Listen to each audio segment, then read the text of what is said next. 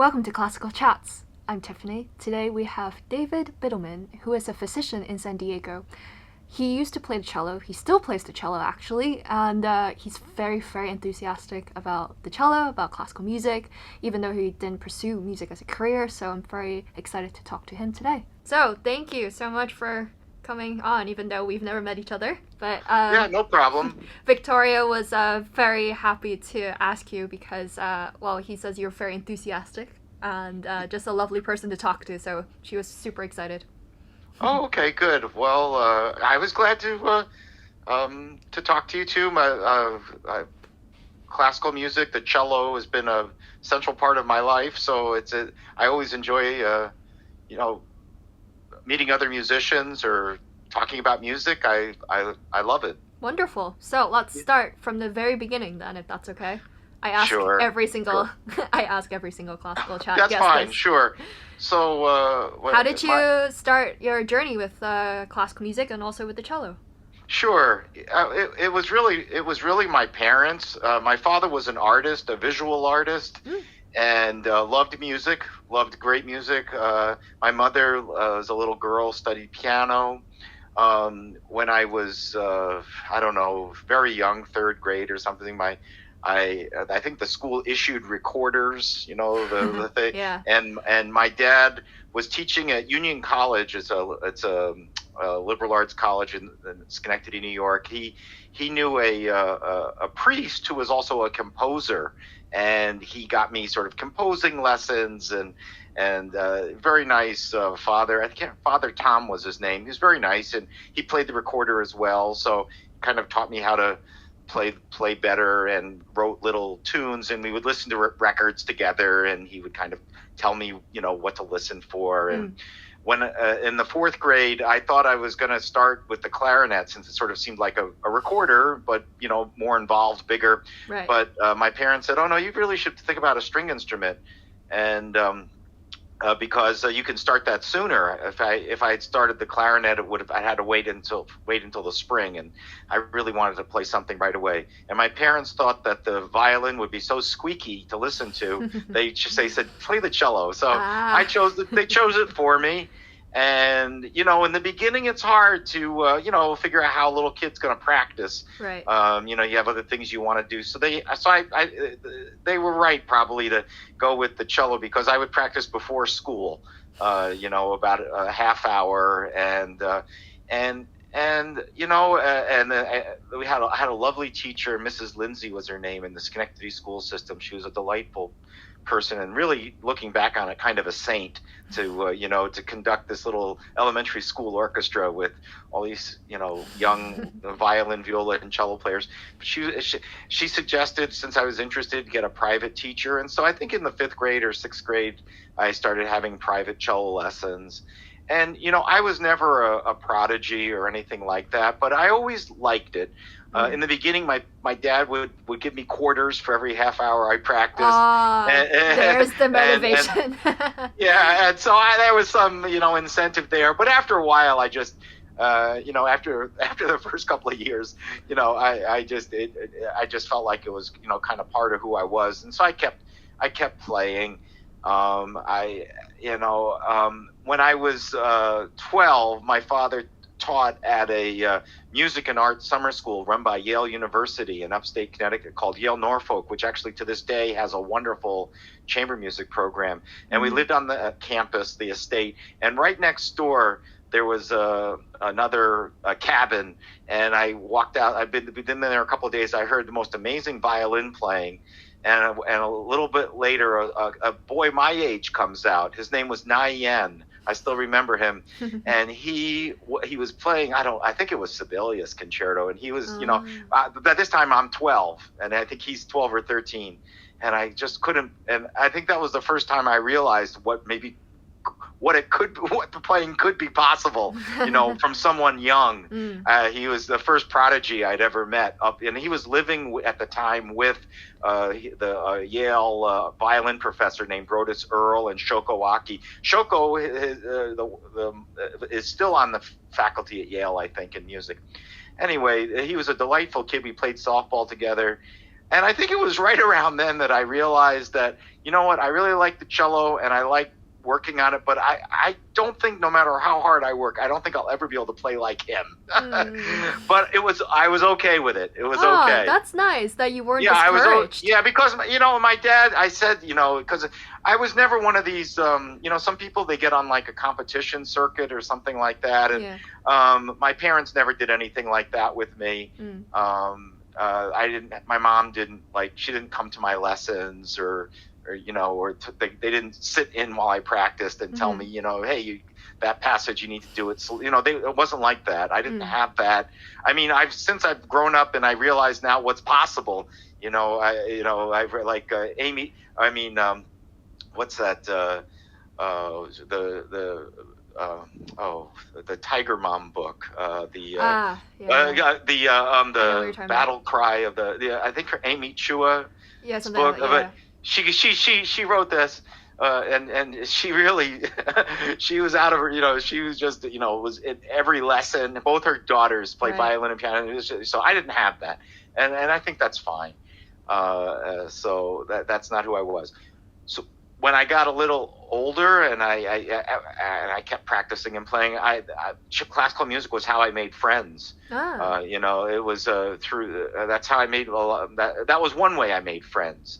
That's interesting. And play chamber music with other kids, okay.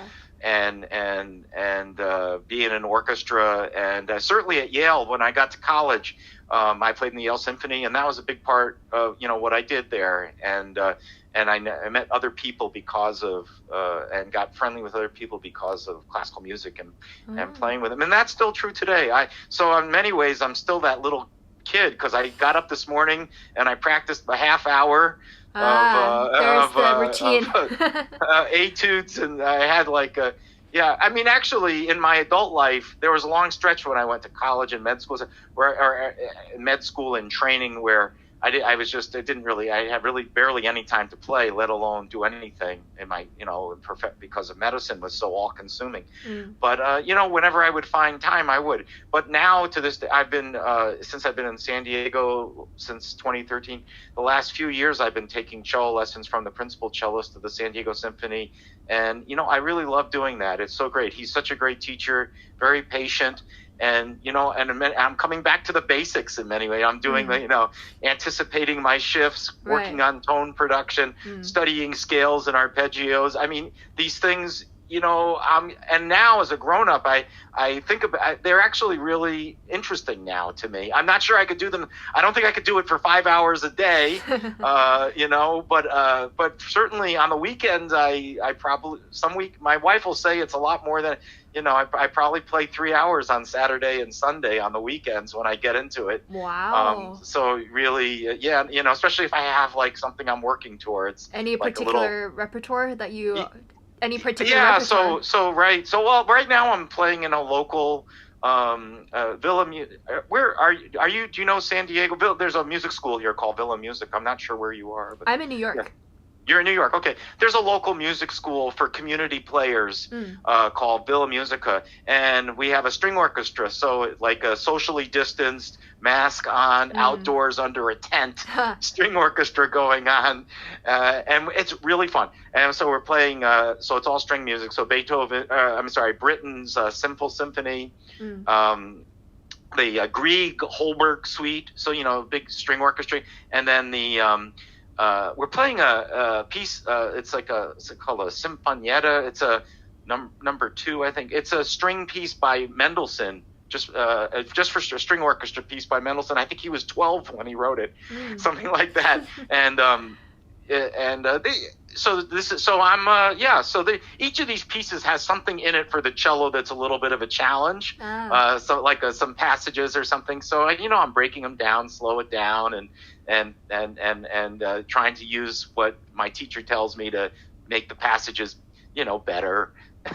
And so that's what I'm doing, so that's what I do. Yeah. So to this day, I get up and I like to practice my etudes and scales and things in the morning. And then at night, if I have energy after work, I wish I did it every day, but as long as I have some energy left, then I'll do more repertoire things. Do you have a few favorite pieces?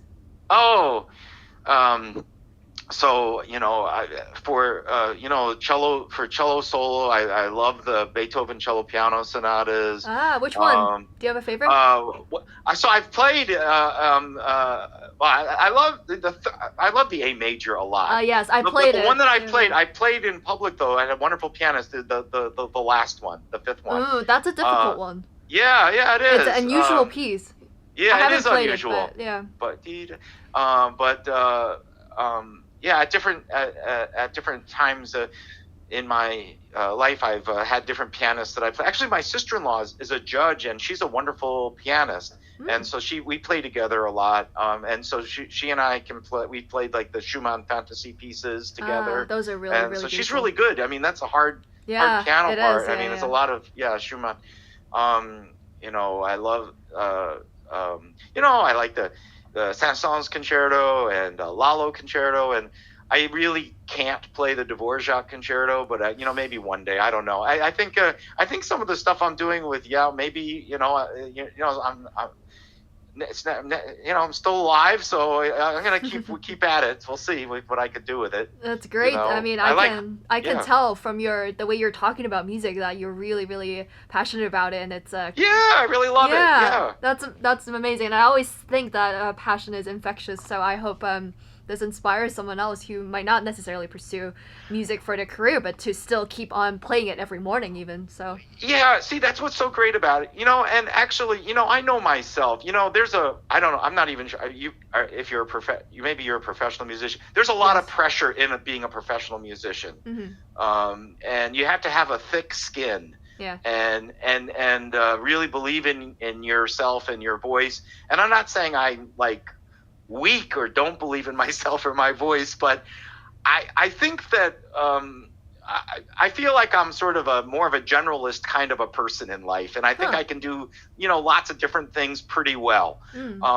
But I think when it comes to with classical music, I think that the people, my friends who have become classical musicians, I've had a feeling that they really wouldn't have been comfortable with anything else, and they had to do this thing. It was like a real, I don't know, compulsion makes it sound, but they were really focused in a way that's who they were and that's what they were about, and it made sense for them. I have a wonderful friend from Yale Symphony, and she's a violinist in the New York Phil, Sharon Yamada. She's one of the first violinists in the New York Phil, and she actually studied architecture at Yale, but from a very early age she was always a dedicated violinist, and she's just one of these people that it just it just seemed like that's who it was meant to be, that she would be a fantastic professional violinist. And there it is. I don't know. And I've known people who've been in music and then left it. It's a lot of pressure. It's challenging to make your career out of it and have to make a living with it. I think is I don't think I was cut out for that. So. But it still stays with you, and that's great. I mean, yes, I know. I don't know what Victoria told you, actually. It's kind of funny. She didn't tell me anything. So just to give you a little intro about myself. So I'm a professional pianist. I've been playing piano since I was 5. I was originally born in Hong Kong. I came here because I got accepted to Juilliard, and so I've been here since I was 9. Actually, when you mentioned that your friend studied architecture, I actually studied philosophy at Columbia during my college years. Wow, you're like, oh my goodness, you're like Emmanuel Axe. Oh, he was my teacher. Huh? He was my teacher. Oh, he was. Oh my God. He went to Columbia. I think he studied philosophy or English or something else. I think he studied maybe French. I don't know. Maybe he studied French. Yeah, maybe. Yeah. So I love him. I mean, I don't know him personally, but I love him so much.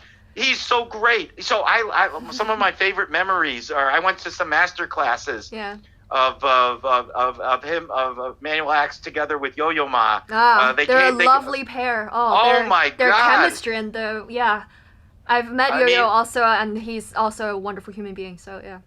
Yeah, and so these people. So yeah, when I look at someone, of course he's famous and so great, but I look at someone like Yo-Yo Ma, or I look at Emmanuel Axe, and I think to myself, these guys. this is what they The blood. for them not to be a performer, it would be like they couldn't eat or breathe. Yeah. I mean, it really, and that's how their mind, and that's how they are. Yeah. And but you know, people like that, thank goodness that they're in the world. Yeah. I get to be in the same world with them because they fill me with such happiness. Yeah. You know, and I love them so much. So my favorite thing to do, you know, thank goodness for YouTube, I love watching performances on YouTube of great concerts. Yeah. And there's tons of them out there. Yeah. And that's it's amazing how technology now, you know, you have so much more access to music performances that you never had before. Yeah, and I love watching the young people too. I mean, there's some. So lately, I've fallen in love with this. Not love. I mean, she's a little girl, but she's just so great. Is this? She's kind of a YouTube internet sensation. Chloe Chua. She won a Menuhin violin competition when she was 11, 3 years ago. And and she just had with the Singapore Symphony. I saw on Easter. She, together with Singapore Symphony, they did Mozart too, second violin concerto.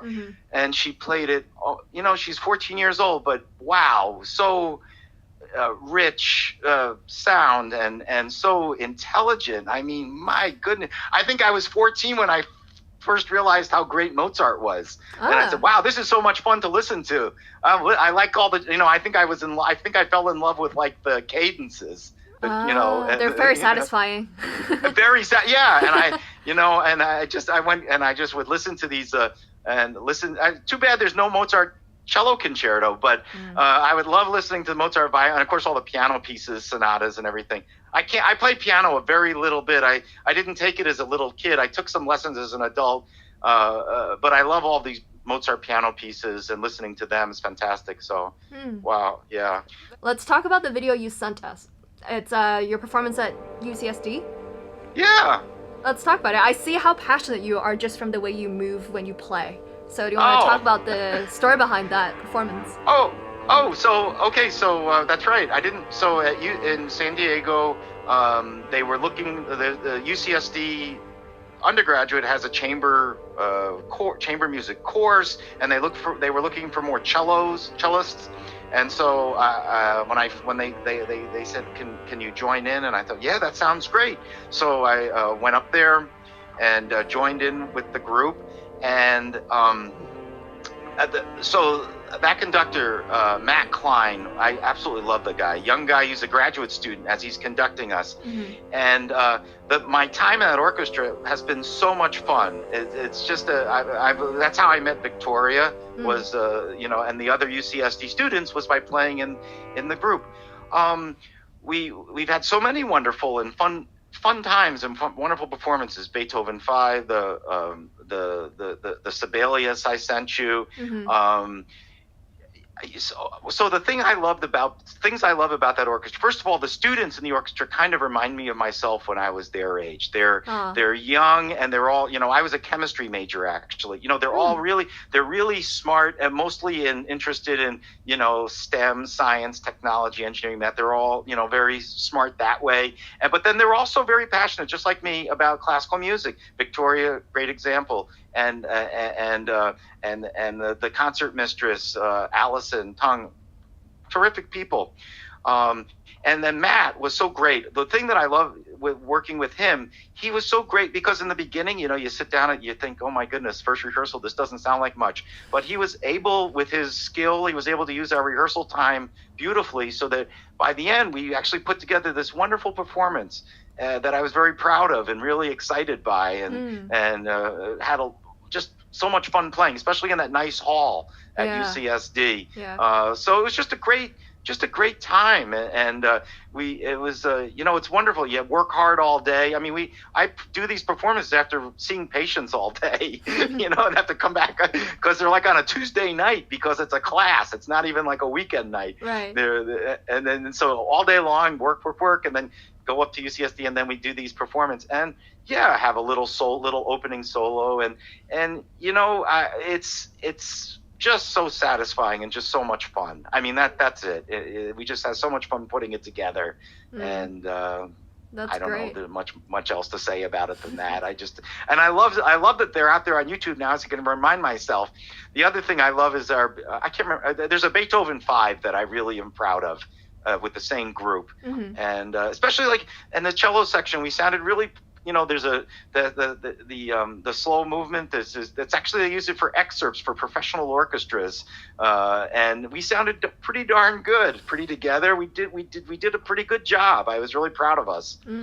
So I don't know though so there's those UCSD Chamber Orchestra concerts out there on YouTube, and I'm proud of them, and had a lot of fun putting the music together and playing with these wonderful students there. Even though I'm old, but they're young and they make me feel young, so it's fun. That's good. As long as it's fun, I think that's most important. It totally is fun. But it's amazing. I've been so sad with the. Sorry. With the pandemic, so the UCSD orchestra hasn't been meeting because of pandemic. So I'm hoping if it's safe that in the fall it will open up again and I can, join back in with the group. Yeah, because I definitely miss playing with musicians. I just did a little chamber music performance 3 weeks ago, and to be able to play with musicians live again, that connection is really special, and definitely missed that, even though I'm a soloist most of the time as a pianist. But yeah. So do you think, since you're a physician, and thank you again for taking your time out of your very busy schedule, I imagine, do you see any benefits from having studied music and your continued passion for music, and how that mixed in with your life as a physician? Oh yes, absolutely. Music, it's what makes makes life worth living. It's got its full gamut of emotions, the full range of experience of life. I think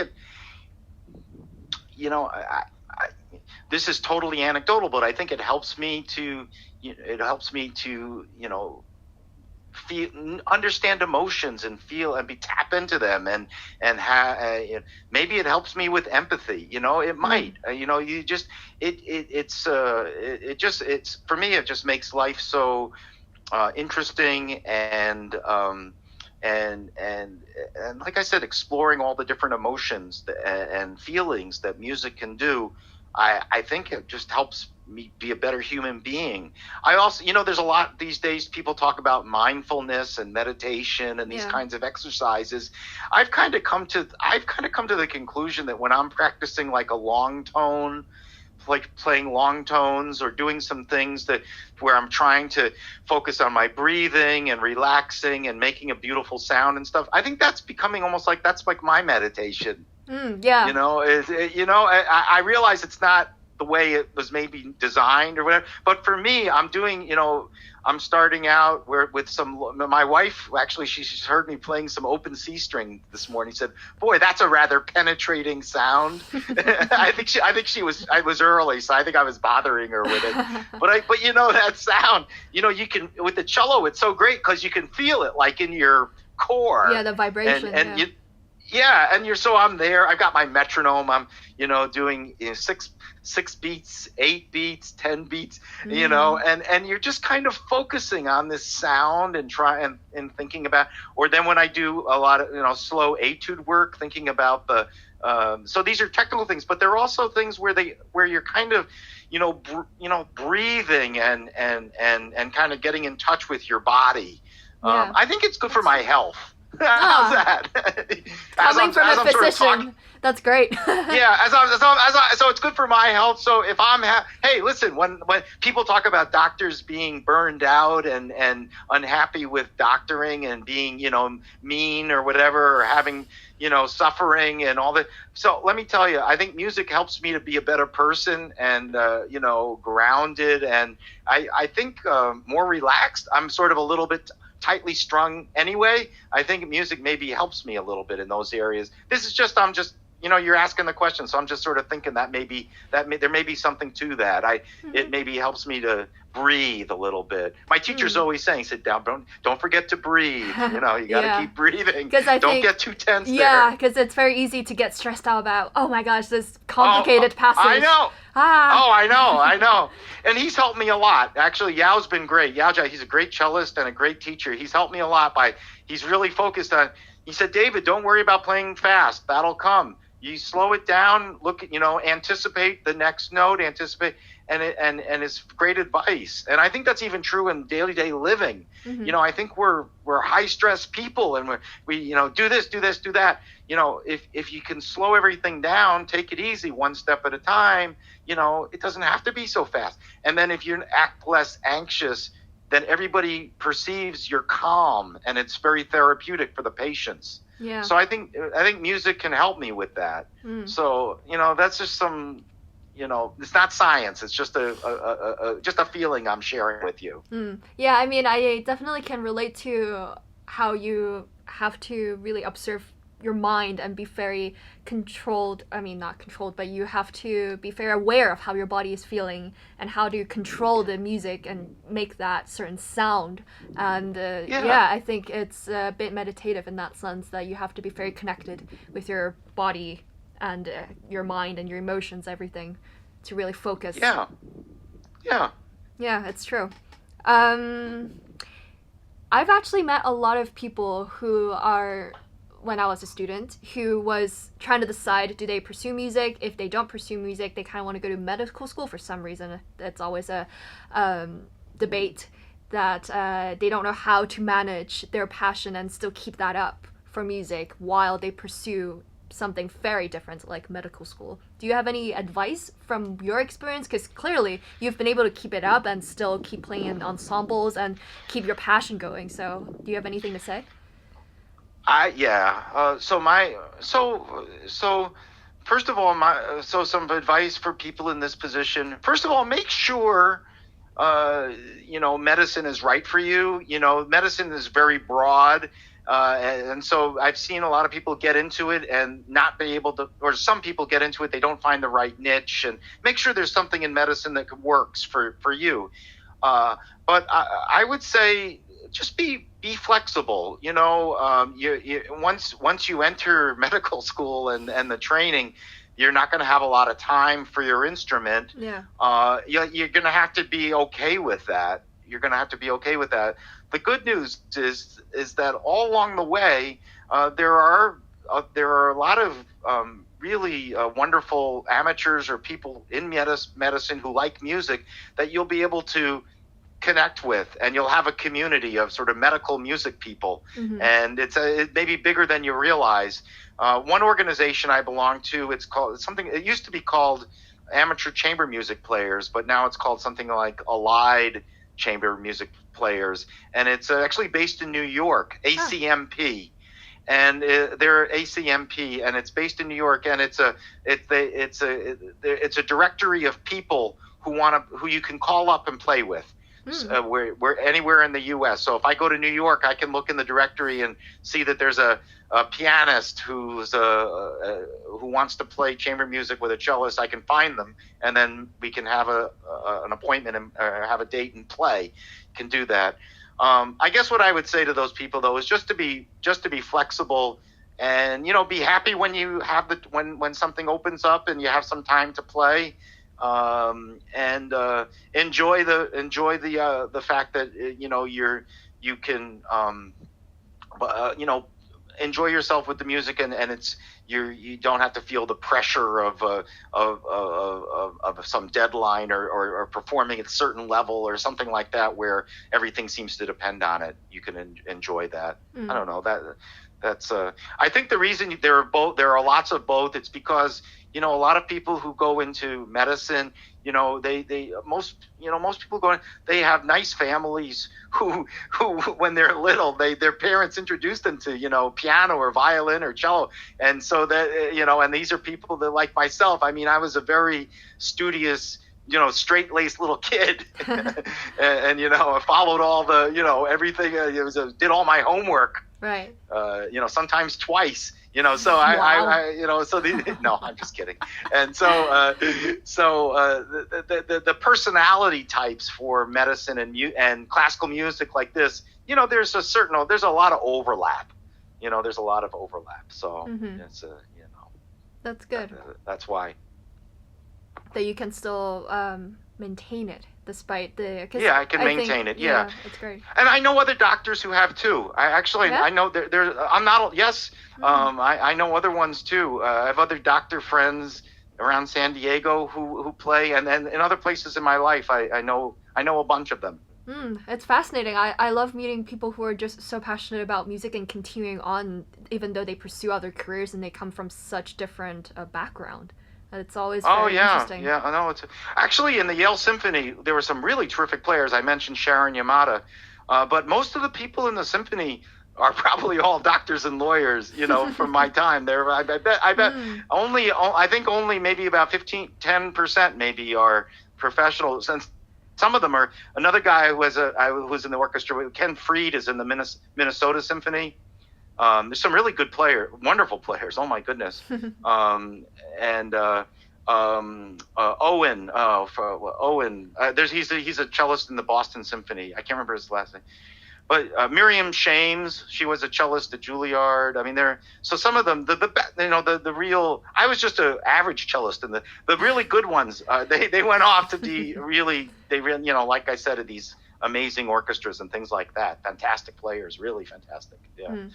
Yeah, I mean, I think enjoy your life. Look at yourself, find what your strengths are. At the end of the day, you have to enjoy it. So figure out how to balance it out.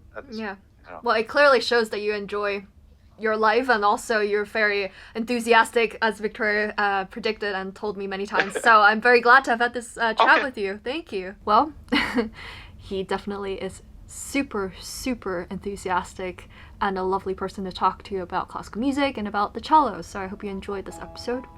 Thank you very much for listening and for watching. Be sure to check out our other episodes of Classical Chats on YouTube and or on your favorite streaming platform for podcasts. Till next time.